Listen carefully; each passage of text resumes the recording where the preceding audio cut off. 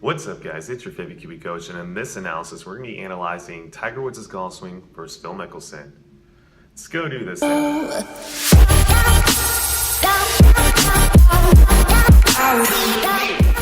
Alright guys, welcome back to the channel. If you guys are new to Mike's OG Academy, we do everything that you guys need to know about golf instruction, whether it be golf course vlogs, golf instructional videos, golf instructional interviews, anything that you guys need to know about golf instruction, we do it here. So if you guys haven't already, hit that little red subscribe button down there and you guys are going to be notified every time we drop a video.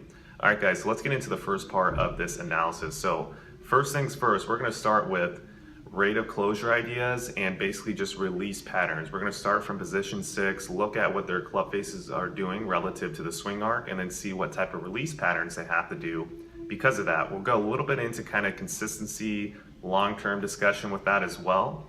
Now once we get past that, we're going to get into setup ideas and see how they differ in setup, and then also kind of how their body moves throughout the downswing. Third, from there, we're going to talk about the match that they just had and how Phil might have gotten him this time, but how I believe that Tiger, over the long run, which he's obviously proven, is going to be a more consistent player than Phil.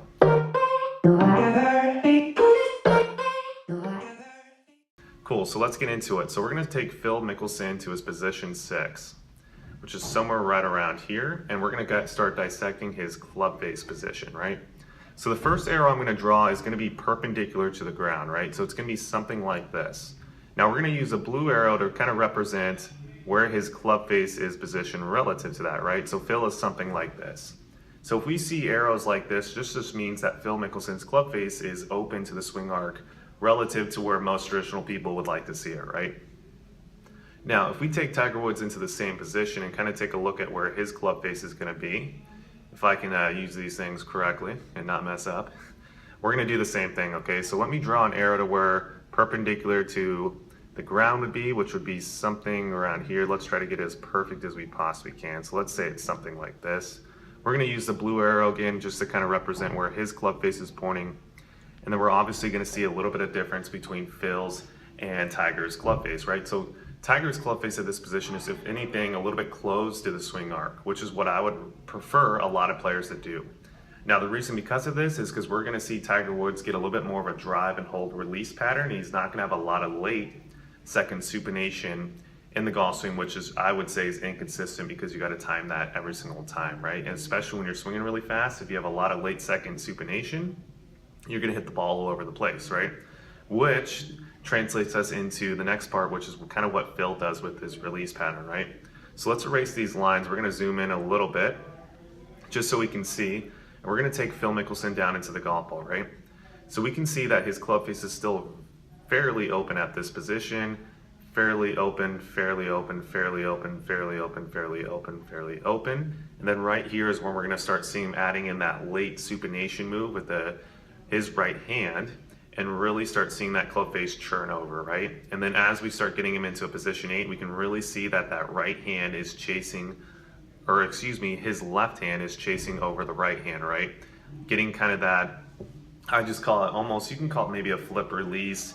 I would just say he's excessively churning the toe over through that impact zone. This is obviously a little bit past it, but let's just take a look at his club face and see how churned down it is now, right? So if we're going to do a really good example of this, let's draw a yellow arrow to where his club face is pointing here. And then we're going to go back to his position 6 and see where his club face with the blue arrow was pointing right here, right? So he has churned that over from open to very shut, right? Through basically from the bottom of the swing, from hip high to hip high. So he's getting a lot of flip right there through there. Cool. Now Tiger, let's do the same thing for him. Let's watch how he comes into the golf ball. Now Tiger Woods' swing was not filmed in slow-mo, so we're not going to see as many frames, but we can still get a great idea of what he's doing. So as he comes into the golf ball, we're going to see the next click, which is right about here. We're going to see a very different release pattern, right? Now his toe is churned over, but nowhere near as much as Phil, right? So let's go get Phil's again. So Phil's is somewhere like this, right? So Phil's is obviously churned down a lot more than Tiger's has at this point. Cool. So keeping this in mind, Tiger Woods' release pattern would be more of a, I would say, a steadier rate of closure. Now, it's not the most optimal rate of closure for my preference that I've seen. I think Cameron Champ and some other players on tour have a little bit more of an optimal rate of closure release pattern. but I still think it's a lot better than Phil's, right? So that basically sums up the rated closure ideas. Just kind of a summary of that. I believe that Tiger Woods has a better release pattern and a more consistent release pattern that over time is obviously going to beat Phil's, which we've obviously seen through his career. You guys should probably stat check me, but I believe that Tiger Woods is just in overall, taking all the ball striking stats into account, I think he is a better ball striker overall than Phil Mickelson is throughout the length of his career. Now, again, fact check me on that, but I also think that Phil is super streaky and has a really good opportunity to be a great ball striker in situations, especially kind of like Ryder Cup ideas. And just really when it's kind of a match play environment, you really see Phil kind of step up to the table. So keeping that all in mind, let's go into the setup changes real quick, and then we're going to get into the match between Phil and Tiger.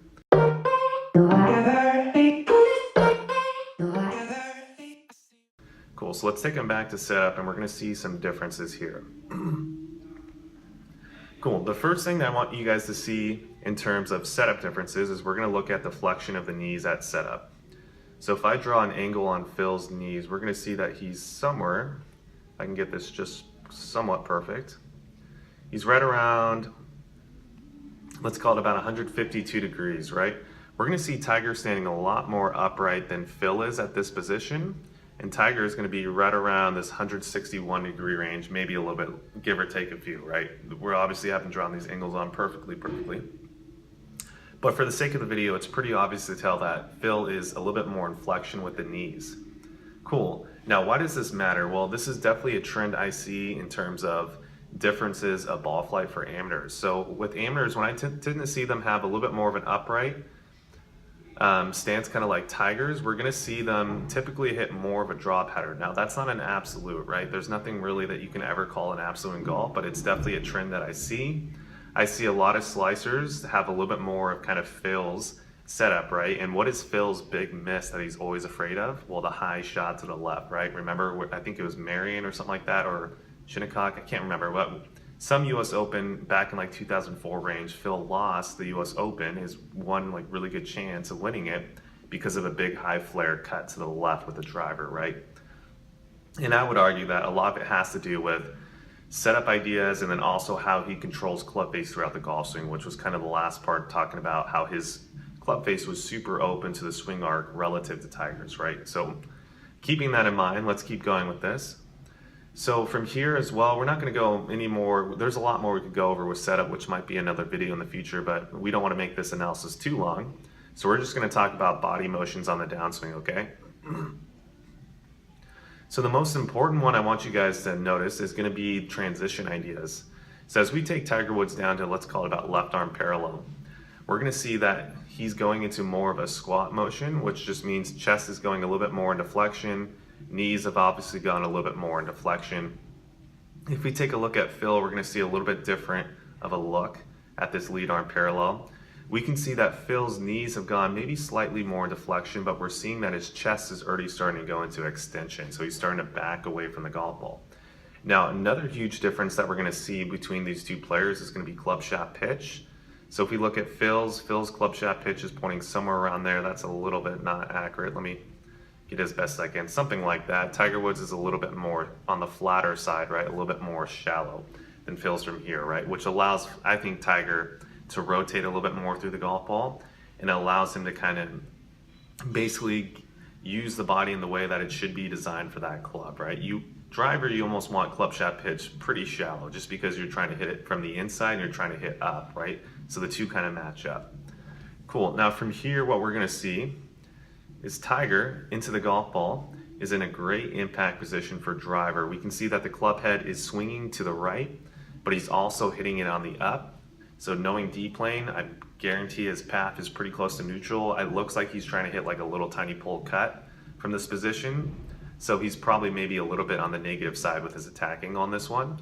And that's going to confuse a lot of you guys out there. Just because his club head is swinging to the right doesn't mean his path is to the right. If you factor in attack angle and he's probably hitting up on it about 3-4 degrees, relative to where his swing direction is, he might be a little bit on the negative side. Which if you see the next click, we can see the golf ball is starting to the left and then cutting back. Cool. So from here, if we get Phil into the same position, we're going to see a little bit difference in basically the axis of the shoulders, right? Phil's shoulders are a little bit more level and a little bit more open. He almost has this posterior pelvic tilt look almost, where his butt is kind of sucked under him, a little bit of that early extension look. And he just looks like he's almost coming over it with the body a little bit. But he's also hitting a little bit more down on the ball than Tiger is as well. He's not hitting as far up, and you can just tell by the way that the tee flies as well. Cool. So basically, in a nutshell, once we start going through the golf ball, we're going to see a little bit of difference between release patterns and the way that they chase after the golf ball. Tiger's exiting this way. Phil, you can see a pretty big gap between these feet, right? He's almost got a little bit more of a slicer spinning out type of look, which I see a lot of this look in slicers that I teach and that we try to get rid of. And also the way his axis of his shoulders are working and everything is very similar to a lot of slicers I see out there. So keeping that in mind, I would say, just based off this glance of an eye, I would say Tiger Woods has the more optimal golf swing. Now, we know optimal golf swing doesn't mean necessarily winning lots of golf tournaments. Now, in this case, it does, obviously, because Tiger Woods has more wins than Phil. But an optimal golf swing does mean that you're probably going to hit the ball better than the next guy who doesn't have the optimal golf swing. So obviously Phil is known for his short game, getting up and down, and being able to just never get out of a hole because of his short game and putting. It leads me to believe that Tiger Woods' golf swing is better, and it's just been proven through stats as well.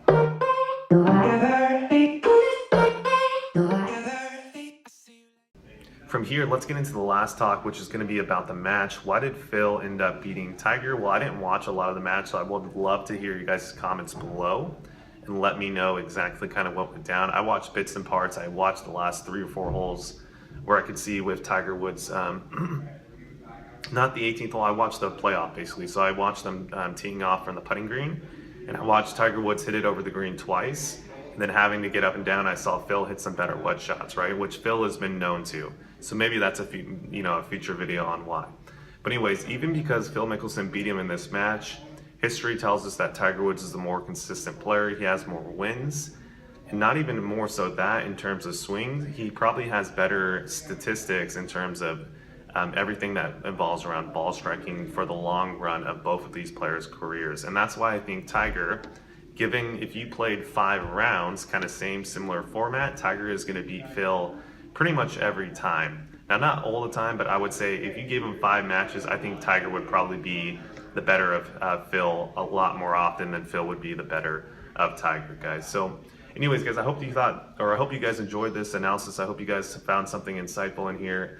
I think some really good take-home points would be in terms of position 6 and where club face position is for Tiger relative to Phil. I think this is super important for a lot of players to be able to get this club face a little bit more turning down to the ground, kind of like Tiger, so you don't have to have a huge flip at the last second. I think that is obviously more of the modern golf swing, and you're going to see a lot more players. Well, you already do. You see, almost everyone on tour has a little bit more of Tiger's look at this position than Phil's look at this same position, guys. So cool. If you guys haven't already, feel free, smash that like button, leave me a comment, let me know if you guys like these types of videos, and as always, guys, hit that little red subscribe button. All right, guys, best of luck and play some golf out there. Down.